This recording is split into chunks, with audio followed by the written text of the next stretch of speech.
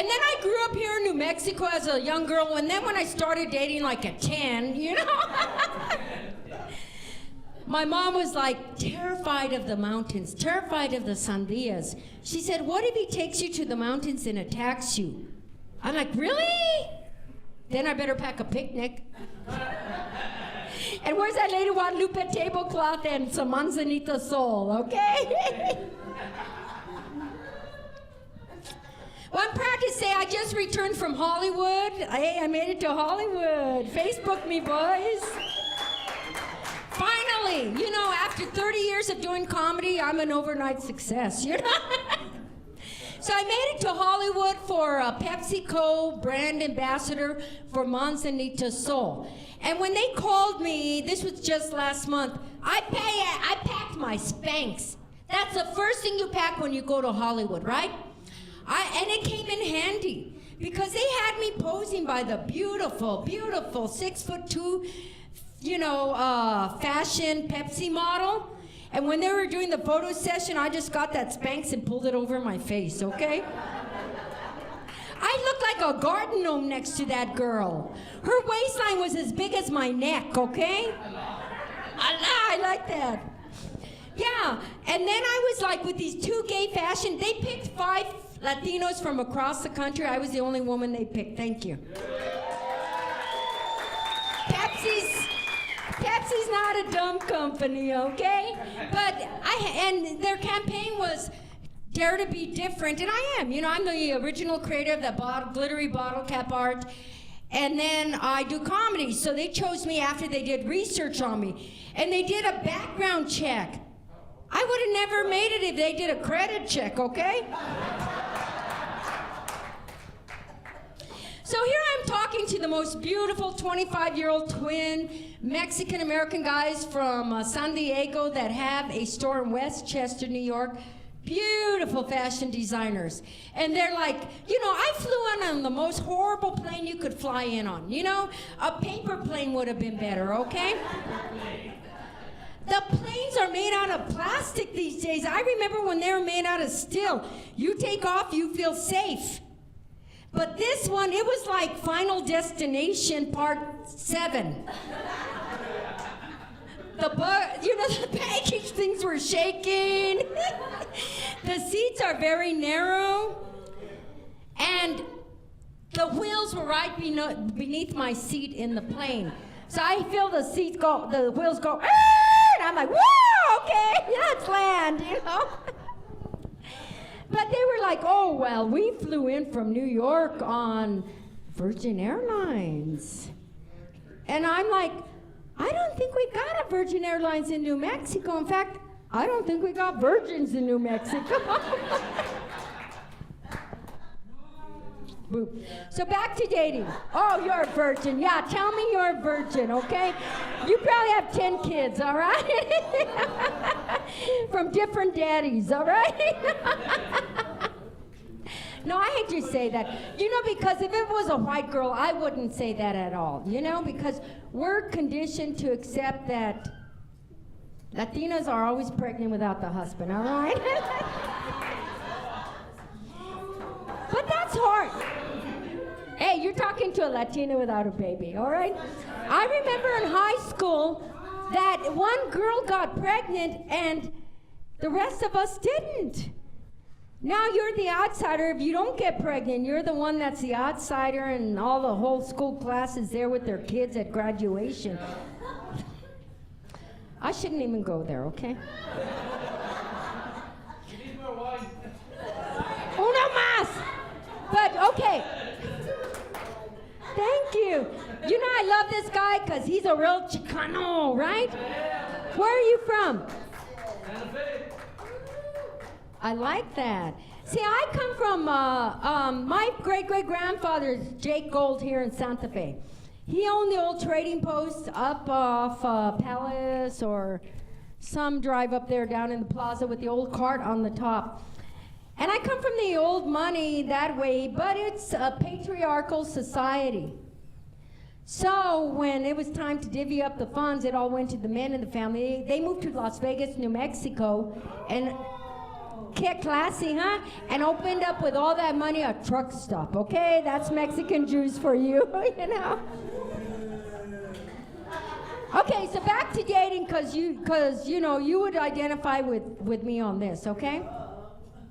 When I first came back to New Mexico with a degree from Harvard, I couldn't get a job.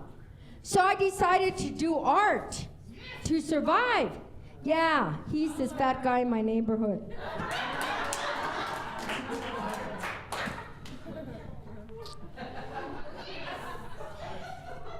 And Mexico is getting dangerous. We can't even go to Mexico anymore, right?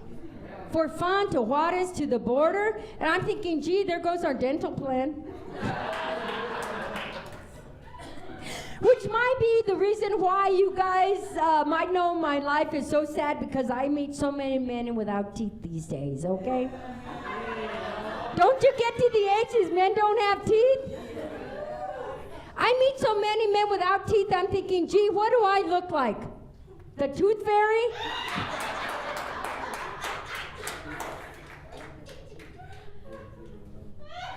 Una más. I'll reimburse you. Let's talk about my family, okay? I'm Mexican American, Polish, Jew, and Italian Catholic. Which means I have a lot of different tempers and personalities, okay? But my mom was like being with Marilyn Monroe, you know? And I remember one day she was cooking a steak.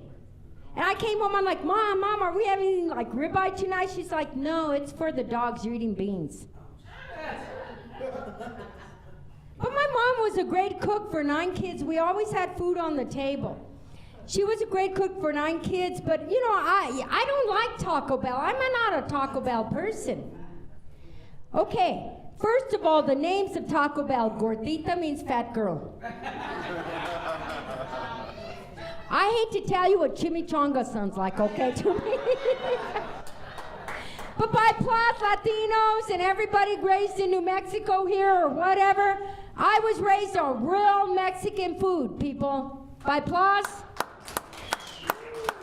Yeah. Yeah. Fried bologna sandwiches.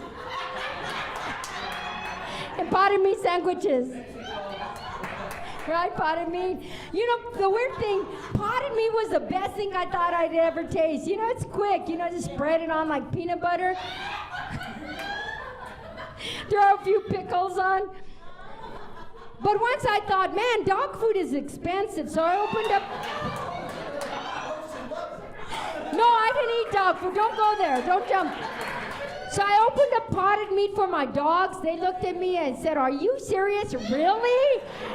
Really? And they looked at it and ran away.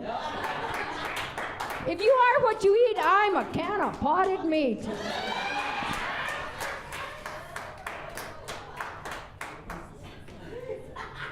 Thank you, Wolfman. You know, they only buy me. Give me a kiss. They're only buying, these are comics. Don't let them fool you. They're only buying me a drink so they get on stage and more exposure, okay? Okay, so, you know, do you remember the day when you didn't have to protect your children? You could leave the doors unlocked. Yeah. You could leave the doors unlocked. You didn't need, like, car seats. Growing up with 9 kids, you know, I come from the atypical Latino family. You know, I have 4 brothers on the boxing team, 4 sisters on the birth control plan. We had that orange-brown shag carpet on the wall in the van. And my mom left me home at like 8 years old with a pressure cooker filled with pinto beans cooked on high. And she said, I'm going to bingo. She loved bingo. That was the casino in our day, right? Bingo? She almost B9'd us into the poorhouse, okay? So she left me at home with this pressure cooker cooked on high, and she said, turn it off, let a little air out. Well, look at me, people. If I went from South Broadway to Harvard means I like to explore. So what happened is that I let a little steam out, but eventually not enough.